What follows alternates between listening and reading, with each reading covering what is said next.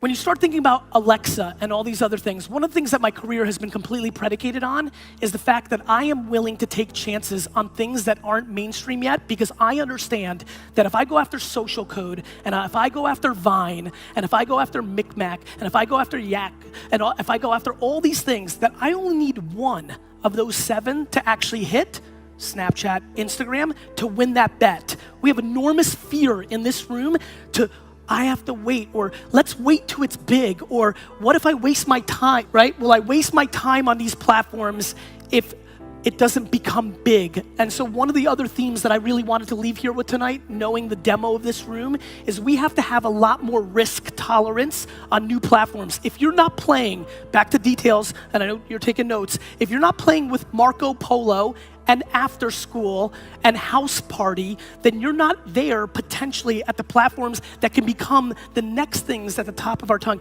How many people here, let's be really honest. Let's be really, really, really honest with ourselves inbound. Please raise your hand if this is true. How many people in this room, and I want everybody to look around, said 2.5 years ago, 3 years ago, maybe even a year ago, that they would never be on Snapchat, that was stupid, and now have a Snapchat account? Raise your hands. Raise it high, higher. This is where all the action is. This is where all the action is. This is the opportunity in this room. But we continue to downplay. We continue to downplay the upside because we fear the risk of being on there and wasting time. If you have not achieved what you want to professionally or in life, time is the number one thing you've got. You need to deploy as much of that as humanly possible. That is the asset. When you have not achieved the things that you want to happen in life, and it is because of time that you haven't wanted to put into these platforms or worlds, that is a massive mistake. It's the one asset you have. Not everybody in this room has money. It's true. You agree, right? So are you gonna work your fucking face off? Thank you. It's the one thing we have. It's the one thing we have because everybody wants to come up with excuses. I spend my life reading excuses on social media and my inbox. I'm this, I wasn't born that way, I wasn't born here, this, I'm a female, I'm an immigrant, I'm a minority, I'm transgender. Excuses. Reality, by the way, I truly believe those are disadvantages. I'm not naive to the shortcomings of this country. The problem is, nobody cares. The market doesn't care. So we sit and we dwell, and that's what do you think we've been doing for the last month? And what we're gonna do tomorrow morning, we're gonna dwell and complain, and that's utter defense instead of going on the offense. And so we spend unbelievable amounts of time dwelling and wasting our time on dumb shit. Like people literally email me and say, you're so lucky, and I wish this was happening to me. And then the third tweet or the third Instagram post is, awesome Saturday. Stayed home and watched an entire season of fucking Game of Thrones.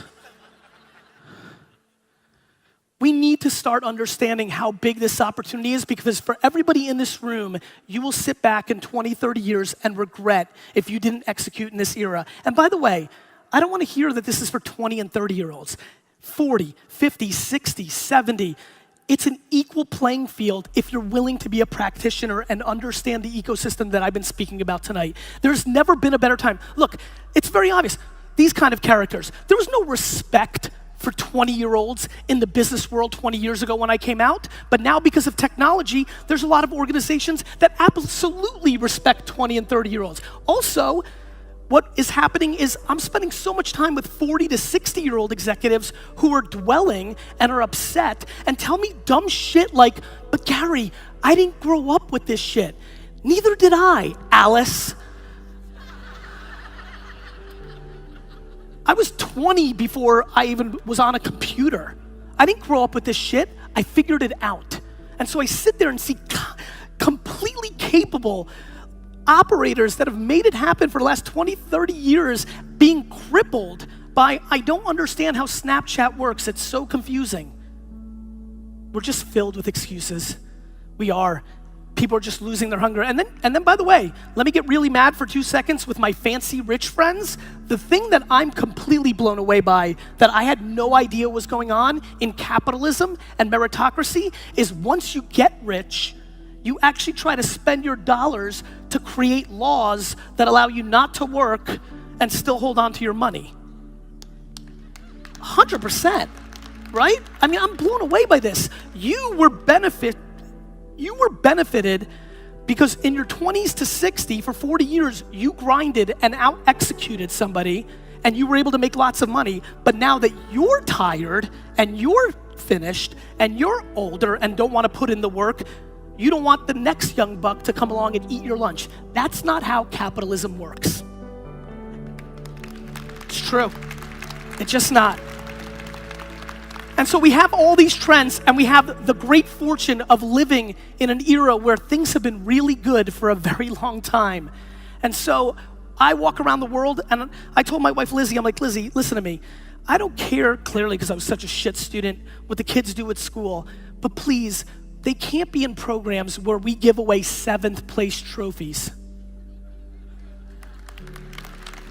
I have no idea who wins the election tonight, but we need to fucking ban 7th place trophies in America.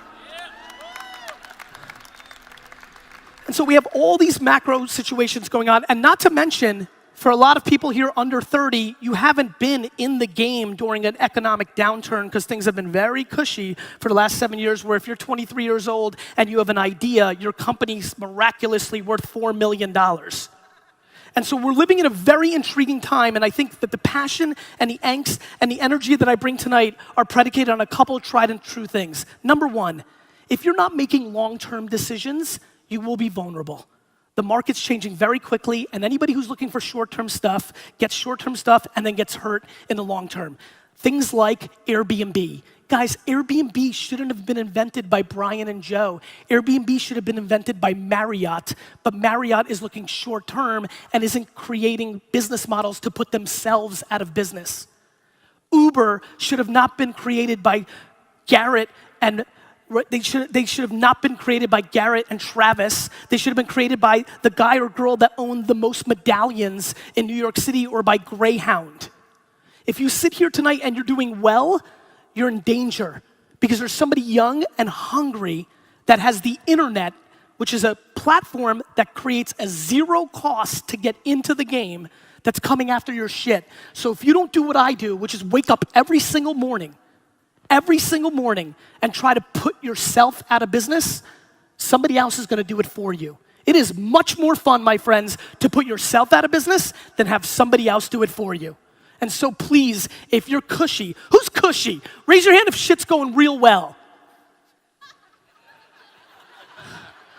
Jesus Christ. 3 people raised their hand. I think you need to shut down this fucking, you're doing good? Awesome, man. What was that? I was like, you're doing good? You're like, yeah, we're doing okay. All right, yeah, always. So you've got to understand, the only thing that's interesting to me, and the only thing I always say that basically my career is predicated much more similar to Mariano Rivera than anything else that I can think of. If you're a baseball fan, he was a very good closer for the New York Yankees, where basically his entire career was predicated on one pitch. He had one pitch for 17 years, and nobody could hit it. And that's basically my business career. I've got one pitch, which is the following. I know what you're gonna do before you know you're gonna do it. It's the thing that I was gifted with, just like if you can sing, just like you can shoot. I've always had the intuition. I was made fun of, and aggressively made fun of, for launching a website in 1996, because just like people sit here and think that Vine or Snapchat is a fad, there's people in this room that remember where the whole internet was a fad. But I bet on it, and I built a big business. And then I was made fun of because this thing called YouTube came out, and I took a chance on that because I thought it was gonna be big, and started a wine show and sat in front of a camera and drank 4 bottles of wine for 20 minutes, and hundreds of thousands of people watched it. And then that worked. And then Twitter worked. And then I invested in Twitter and Facebook and things of that nature. But I had so many losses along the way. One thing that's never talked about with my genius career was that I was on YouTube super early, but I left 6 months in and started producing Wine Library TV exclusively on Vidler. I was wrong. One thing that's not talked about is that I thought that the biggest startup in the world in 2010 was gonna be Yobongo. I was wrong. And I continue to be interested in being wrong for the rest of my life because I am a purebred entrepreneur, because I'm not scared of trying things and wasting my valuable time because I want things. And most of all, and this is the most of all of the whole thing, I just genuinely don't give a fuck about what you think about me.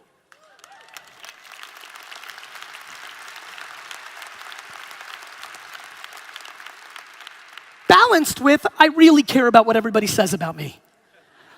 And in that friction, and I mean that, you have to deploy real ego and real humility around this course because we live in that world. But if I could inspire anything in the time that I was here today, it's very simply this. Please do me one favor. I'm gonna wrap it up with this, and this matters so much to me. Please, whatever it takes, call your grandmother, go to your great-grandfather's burial spot, go back to the old country, go to a shelter, do something. Do something that recalibrates your perspective on what is actually going on here. We have never had it better. My friends, I'm gonna leave you with a very interesting data point. You guys like data? Who likes data? Great, let me give you some fucking data. More people in America will die from a coconut falling out of a tree and hitting you on the head and killing you than terrorism. Yeah.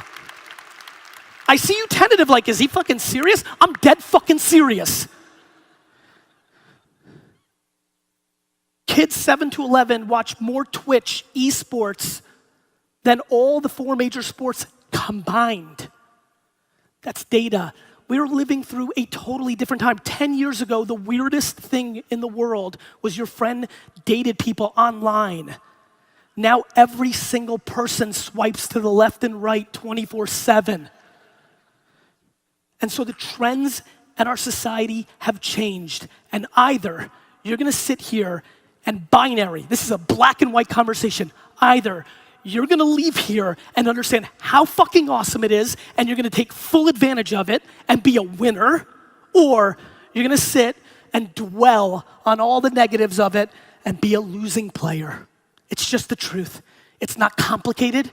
It's not fun for me to say, I don't want you to lose. I desperately want you to win, but this is on you. Nobody else is in control. There are people who deal with things like the loss of their children or real diseases. We're sitting and dwelling about not getting enough likes on fucking Instagram. We're sitting and dwelling about forces that don't really have impact on us. It is time that this collective room and our space understands this is the greatest golden era of not only business, but life, and you really, and I mean really, need to fucking grab it. Thank you.